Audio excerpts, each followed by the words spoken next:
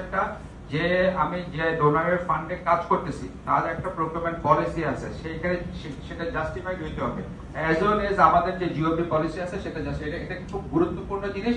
এবং এই জিনিসটার সাথে ওই যে পরের যে আমরা ডিউরেশনটা কন্ট্রাক্ট ফরমেশন পর্যন্ত যাওয়ার টাইম ফ্রেমটা এটা খুব ইম্পর্টেন্ট, এটা ক্যালকুলেশন করতে হয়। এই কারণে আপনি বেসলাইন সার্ভেটা আপনার কখন দরকার, মিড টার্ম ইভ্যালুয়েশনটা কখন দরকার, এটা কিন্তু প্রোক্রিউরমেন্ট ইউনিটি থেকে আমার প্রজেক্টে যারা কাজ করেন তারা ভালো বোঝেন। তো শুরুটা করতে হবে কখন, এইখানে এই হিসাবটা একটু খুব গুরুত্বপূর্ণ। এটা এখানে উনি যেভাবে দেখাবে এই দেখানোর বাইরেও আছে, আমি যেটা বলি আমাদের লাইব্রেরিতে আছে, এবং আপনারা যখন সিপিটিওর ওয়েবসাইটে যাবেন সেখানে পাবেন, সার্চ দিলে অল সফট কপি আপনি পেয়ে যাবেন, রেডিমেড পাবেন এখানে। Thank you. ধন্যবাদ স্যার। আমি এই জায়গাটা আসলে অনেকটা স্কিপ করে গিয়েছিলাম। আচ্ছা, তাহলে আমি আরো একটু বলি।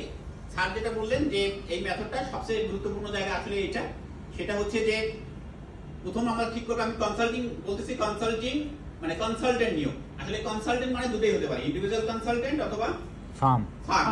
এখন আসলে এখানে আমার কাজের নেচার অনুযায়ী আমাকে ঠিক করতে হবে আমি এটাকে ফার্ম নিয়ম দেবো নাকি ইন্ডিভিজুয়াল কনসালটেন্ট নিয়ম দিতে হবে।